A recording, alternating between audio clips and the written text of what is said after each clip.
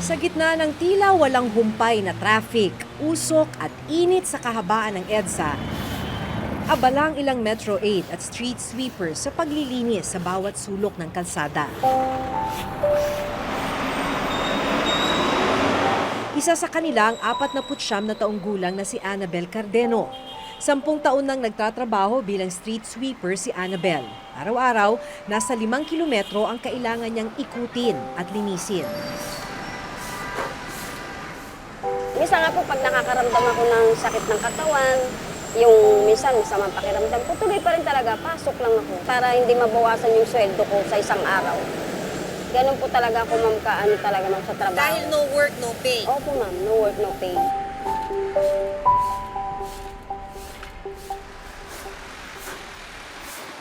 Nasa 10,000 piso ang sahod kada buwan ni Annabel. Kabilang si Annabel sa mahigit 7 milyong tinatawag na low-income earners o class sa bansa. Sila ang mga kumikita ng 7,890 pesos hanggang 15,780 pesos kada buwan. Sila rin ang pinakamalaking porsyento ng workforce ng ating bansa. Ang take-home pay ni Annabel aabot na lang sa 8,800 pesos kada buwan o 4,400 pesos kada kinsenas. Yung 1,000 po kasi, ano yon sa beneficiaries, meron po kasing SS. Ang SS po namin 330, ang PhilHealth po namin 300, ang pag-ibig po namin 250. Ang 8,800 pesos kada buwan, kulang na kulang para pambayad ng renta sa bahay na 2,500 pesos. Kuryente na abot daw sa 1,200 pesos. Tubig na abot sa 500 pesos. Budget sa pagkain na 4,000 pesos sa isang buwan. Baon sa eskwela ng 2 anak na abot sa 300 piso kada buwan. Pamasahe niya sa pagpasok sa trabaho na 800 piso kada buwan. Tapos ngayon magbabayad pa ako ng bahay, ilaw, tubig. Makikiusap na naman ako ngayon dun sa may-ari ng bahay namin. Pero okay naman kasi naiintindihan naman nila. Ang kabuang gastos niya sa isang buwan aabot sa 9,300 pesos. Kulang na kulang sa kinikita niya. Kaya naman kinakailangan niyang mangutang para matustusan ang kanilang pangangailangan. Ang hindi ko ma-imagine kung paano nyo to pinagkakasya. Eh di lagi nyo na lang iniisip. Opo, ma'am. Pera. Pinipray ko na lang talaga kay God na sana sa loob ng maraming panahon na pagsisikap ko sa MMDA, kumbaga, matulungan naman kami na sana guminhawa kahit paano. Kasi nangungupahan lang po kami. Pinagkakasya lang po talaga namin yung maliit na sweldo ko. Kagaya po niyan, may utang akong 40,000, yung 40,000 na yun, minsan nababawasan, minsan hindi. Kaya minsan lumalabas na mas mataas na yung kapital dun sa interest. Sa laki ng utang, nakasanla ngayon ang ATM ni Annabel. Anong ibig sabihin nung sinangla ninyo yung ATM? Kung halimbawa po, pag sumweldo po kami ng 15 o kaya 16, sila po ang pipindot, mag-withdraw. Sila ang kukuha, sila ang mag-withdraw sila po kada mag-withdraw. kinsenas. Kada kinsenas po. Kaya para na rin magkaroon ng karagdagang kita, namumulot si Annabel ng mga boteng pwede niyang maibenta. Minsan po sa area po namin, may nakukuha po kong mga kalakal. Iniipon ko po, dinadala ko po rito sa base namin. Tapos pagdating po ng day off ko po, binibenta ko. Siguro mga halagang 150. Bakit, salika? Matapos ang 8 oras na paglilinis, didiretso naman sa palengke si Annabel. Pero dahil walang hawak na pera ng araw na yon, kinailangan muna niyang manghiram ng 100 piso. Saan nga ba aabot ang 100 piso niya?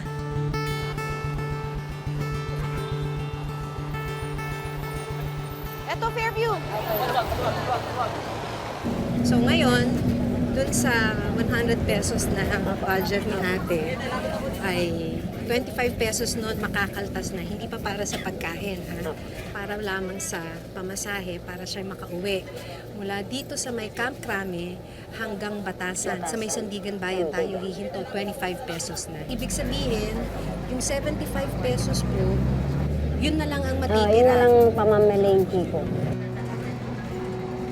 Ano yung iniisip mo pag nakikita mo yun?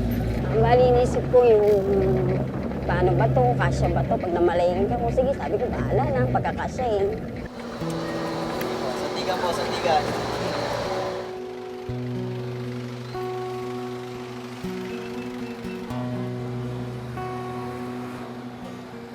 Si araw-araw na routine ni ate, pagkababa ng bus, maglalakad Opo, ng konti. maglalakad ng konti. Papunta na kasi tayo dyan, ano, sa may palengke. Opo. Bibili na si ate ng pagkain nila mula dun sa natitirang budget niya ngayong araw.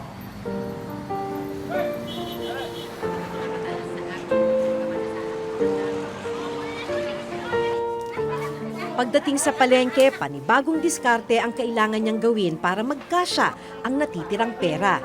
So, kumusta naman po ang presyo ngayon, Nay, ng gulay? Mataas nga. Mataas. Mataas masyado. Ito ho, ganito kadami. Nung nakaraang linggo, magkano ho to? Yan. Ano lang yan? 15 pesos lang yan. Ngayon 20 na.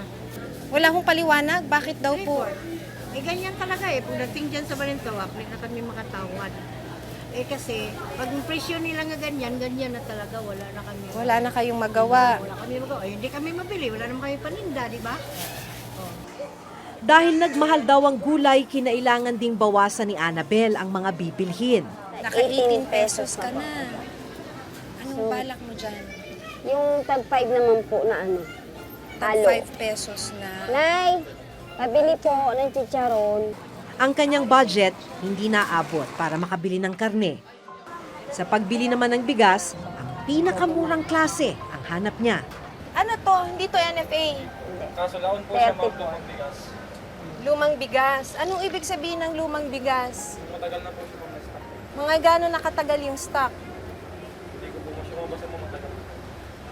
Ano siya, may, pwede, pero pwede pa siyang isaing. Hugasan lang siya ng maayos ng hugas. Hindi to NFA rice. Pero binibenta ng, ito na yung pinakamura. Mura, Dati, 34. 34 pesos kada kilo. Pero kaya daw ganito yung presyo dahil matagal na siyang na-stock. Kasama na dyan yung iiwanan mo bukas. Bukas. Kalahati lang, bali kalahati lang ang isasaing ko. Batay sa pinakahuling ulat ng Philippine Statistics Authority, ang inflation umabot sa 3.5% kumpara sa parehong buwan noong nakaraang taon na nasa 2.3%. Inflation ang tawag sa pagtaas ng presyo ng bilihin at serbisyo sa isang bansa. Ibig sabihin, habang tumataas ang inflation, mas kokonte ang nabibili sa parehong halaga ng pera.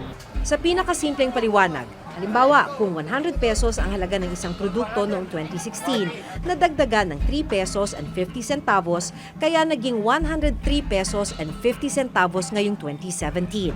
Sa datos ng Department of Trade and Industry mula taong 2016 hanggang 2017, tumaas ang presyo ng sardinas mula 12 pesos and 96 centavos noong 2016 sa 13 pesos and 19 centavos nitong taon. Tumaas din ang presyo ng suka mula 11 pesos and 83 centavos noong 2016 sa 12 pesos and 48 centavos nitong taon. Tumaas din ang presyo ng mga sabon mula 25 pesos and 85 centavos noong 2016 sa 37 pesos nitong taon.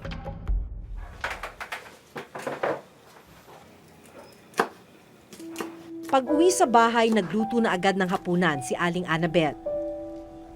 Dito namin mas naintindihan kung bakit ganun na lamang ang kanyang pagsisikap. Mag-isa na lang kasi niyang itinataguyod ang 4 na anak. Bigat po talaga. Ganun po talaga kahirap. Maging nanay. Kasi nanay ako ng nanay, ako kang tatay. Ikaw lang ang bumubuhay. Ako lang po talagang bumubuhay. Wala na po talagang iba.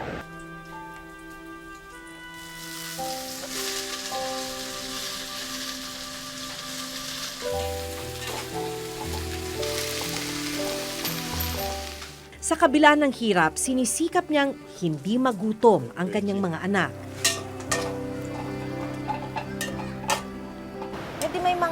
araw po na walang kain? Wala po. Minsan po bibili sila ng asukal, tapos bibili sila ng chichirya yung tagpipiso.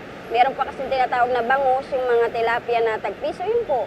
Sasawsaw lang po nila sa suka, tapos kanin. Okay na, nakakaraos na po sila. Minsan nga sabi ko sa mga anak ko, nak, pasensya na kayo kasi minsan di ko maibigay yung kailangan. Di naman sila naghahanap kasi ang ano po talaga sa amin, gulay lang at saka isda. Kaya Hirap ng buhay. kulang na kulang talaga po mga sinusweldo namin. Ang natirang 18 pesos, pambaon naman ng dalawa niyang anak na nag-aaral.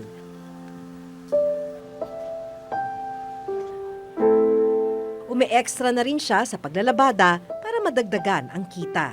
Minsan 300. Ano ba napapansin ninyo sa habang tumatagal ang panahon sa presyo ng mga binibili nyo na basic na pangangailangan tulad ng pagkain?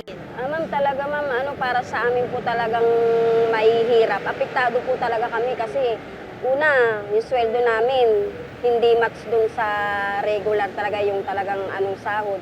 Ramdam ninyo na Opo, nagmamahal ma'am. yung presyo? Opo ma'am, nagmamahal po talaga ma'am. Ultimo sa bigas, asukal, mantika. So kahit na sabihin mong sentimo lang yung itinaas, Tinaas. talagang malaking bagay sa'yo yun. Malaking bagay na talaga. Ayon sa Freedom from Debt Coalition, sa pagtaas ng presyo ng mga bilihin at serbisyo, malinaw na unang tatamaan ang mga mababa ang sahod.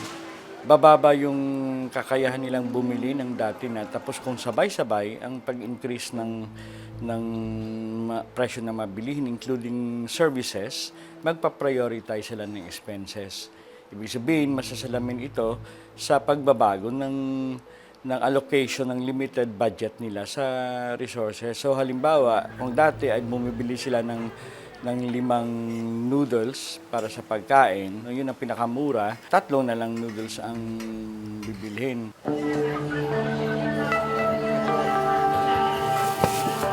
$100 nga noon, mas okay pa eh. O, $100, 500 na ngayon. Dahil ngayon, saglit lang talaga. Napakabilis gastusin yung pera.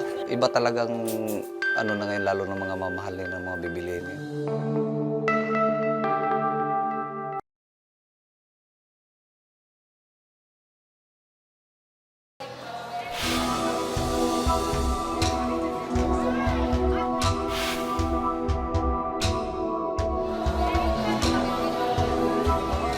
Sa patuloy na pagtaas ng presyo ng mga bilihin, unang-unang dumaraing ang mga low-income earners o class.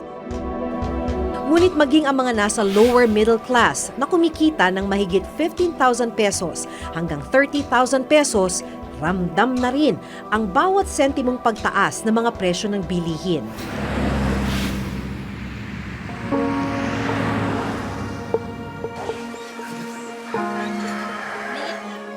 Isa na rito si Ginang Rufina Tanyamor, 45 taong gulang. 15 taon na siyang guro sa pampublikong paaralan sa Barangay Commonwealth. Nagsisimula ang araw niya at ng asawang si Bienvenido, 48 taong gulang, sa pag-aalmusal kasama ang 5 anak. Para makatipid, hinahatid ni Bienvenido ang mag-iina papunta sa paaralan gamit ang kanilang motorsiklo. Gasolina na lang po yung bili niya. Okay, sanay naman po sila ng 20 lang baon araw-araw. Saan galing yung mga tunog na naririnig natin? Tumataas naman ang sweldo ni Ginang Rufina bilang isang guro. Mula 9,000 pesos noong 2002, nasa 20,000 pesos na ang sweldo niya ngayong taon. Pag bago ka pa, mas masarap hawakan ng pera kasi wala ka pang kaltas masyado, wala pang loans. Pero sa dumaan ng mga panahon na naging 5 ng anak ko, hanggang naging college na sila. So, dumating yung time na kailangan mong mag-loan. Magpasalamat tayo ni God. Ano dapat natin ipagpasalamat? Sa ngayon, umabot na sa mahigit 200,000 ang loan na kailangang hulug-hulugan ni Ginang Rufina. Kulang na kulang po talaga kasi minsan wala nang pang-tuition talaga para sa food lang. May minsan hindi na nababayaran yung ilaw, na tubig, at saka kasabay ang tuition. Kailangan mag-loan. Habang nasa trabaho, ang asawang si Bienvenido naman ang nagbabantay sa 4 na taong gulang nilang anak. Kung nandito naman ako, ako na mag-asikaso sa mga bata. Pag uwi niya, kailangan naka-ayos na ako. May pagkain na. Nung araw na yon, kailangang pagkasyahin ni Bienvenido ang 250 pesos para sa hapunan at almusal ng buong pamilya. Magkano na nga yan? 105. Ah, sabi ko na eh.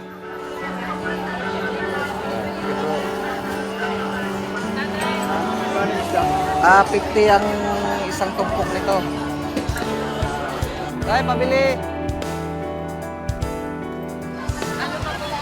Ah, bibili pa ako ng gulay. Kung sila raw ang tatanungin, kahit anong diskarte, mahirap na talagang pagkasyahin ang kanilang kita sa mahal na rin ng mga bilihin.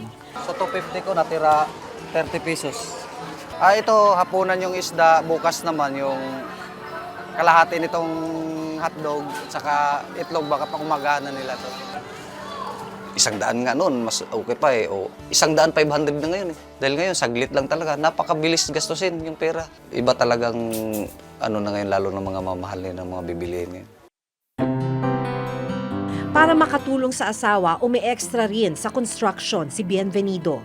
Kung anong mga pwedeng mapagkitaan, basta marangal, gagawin mo talaga para sa pamilya mo. Kaya yun pinag-ano ko sa mga anak ko na hanggang nandito kami na kaya namin mag-aral ka na mag-aral.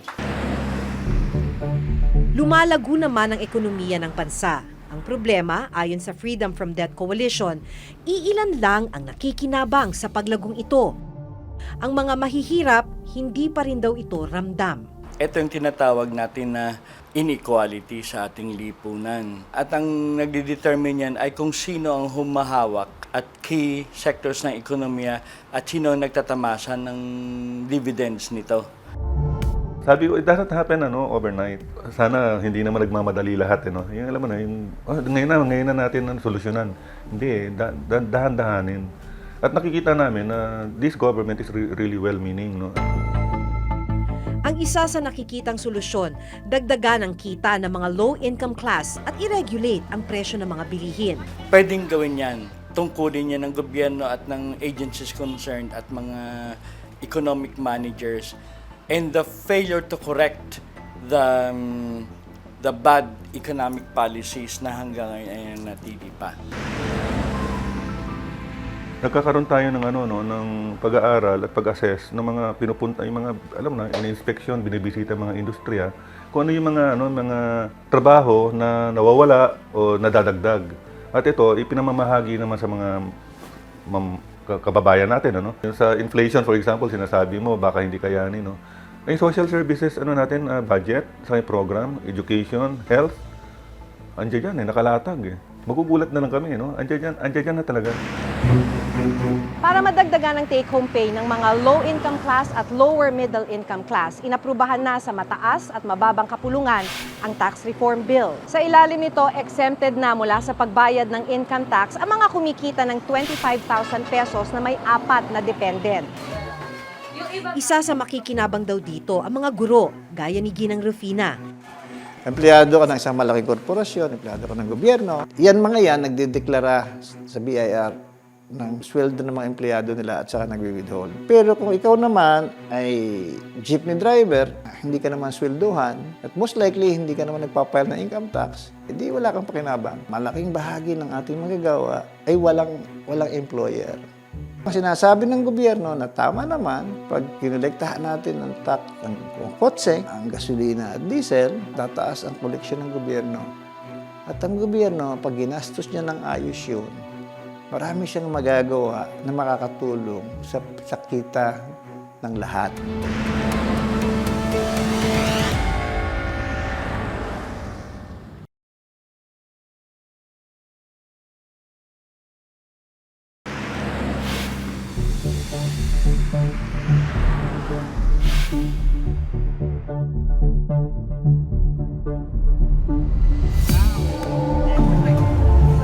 Normal ang pagtaas at maging ang pagbaba ng mga presyo ng bilihin at serbisyo. Ngunit hamon ngayon sa pamahalaan na kasabay ng pagtaas ng mga presyo ng mga pangunahing pangangailangan ng mamamayan, magkaroon din ng mga programa o pulisiya na makakaalalay sa mga tulad ni Annabel at Rufina. Sa gayon, hindi ilan lang ang nakikinabang sa sinasabing paglago ng ating ekonomiya.